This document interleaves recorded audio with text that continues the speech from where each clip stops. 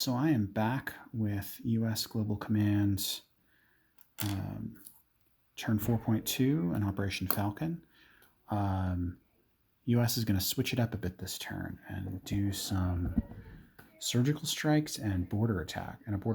So before that, though, they have an insurgency to combat, and so they're going to do that at the start of the turn. They have 3 dice, 2 purchased, 1 from their advisor, and we'll see how they do. And they fail, so Ecuador becomes a Soviet territory. And I believe that means the Soviets get allied infantry, and that's it. Okay, so U.S. has this buy, so they're buying 2 artillery and MBT, a mech, and a light infantry. And their attacks are the border attack here, also throwing a cruise missile into it, and a surgical strike here. So I'm going to do the surgical strike first. There is no first strike because the fighters running seed push the SAM into normal combat. So let's roll the 2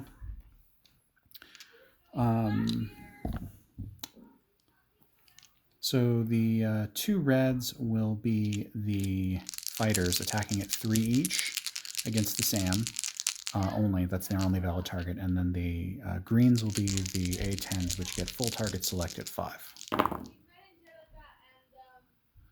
All right, so the fighters miss, and the A10s hit 1 target. They're going to take out the artillery. And that's that. So then we have the surgical strike, which is, or not surgical strike, the border strike. There's a fair bit going on here, so I'm just going to kind of angle it as best I can. I'll slide these guys over here so you can see. They're the 2 Soviet artillery in first strike.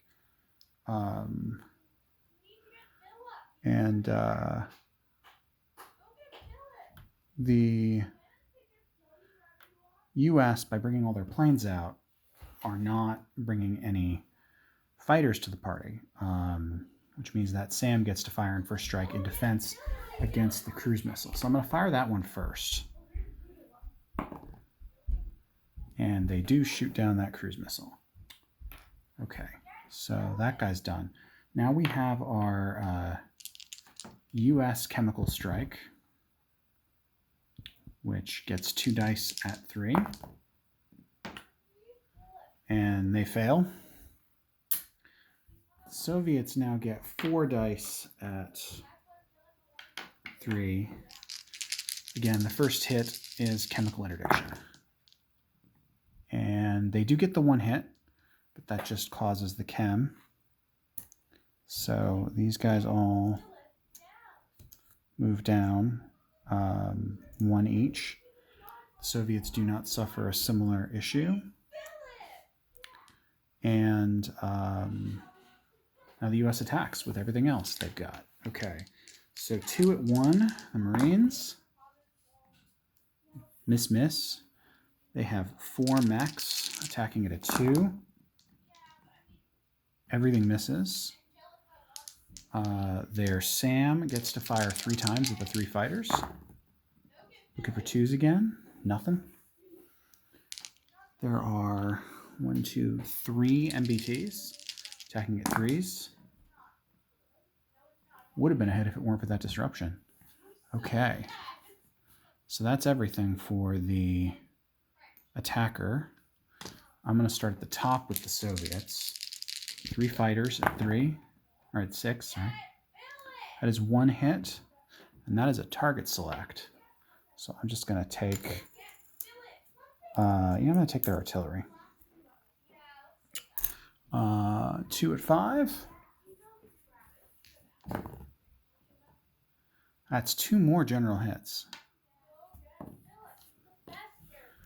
2 at 4. 2 misses, and that is that. So the U.S. will take the Marines as casualties, and that's the end of that turn. So let's move these guys back. I'll pause. All right, picking back up. It's looking like the U.S. was wise to purchase those land units. All right, U.S. non-combat. So they are going to... do they have any air bases in here? No. So they're going to send all these guys back to Buenos Aires.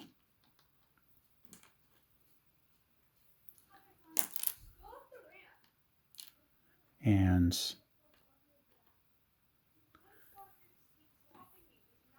I think at this point, the U.S. would be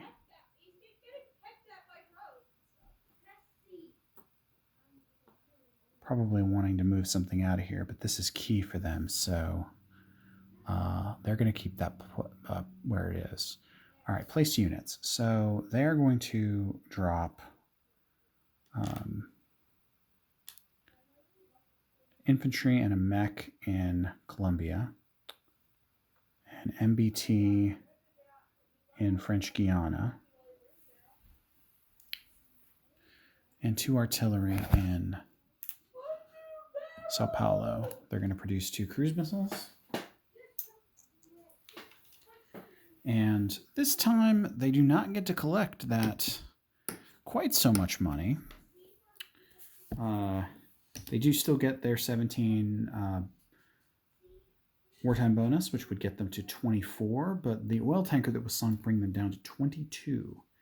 So that is what the U.S. will bring in to turn 5, at which point we start rolling variable ending.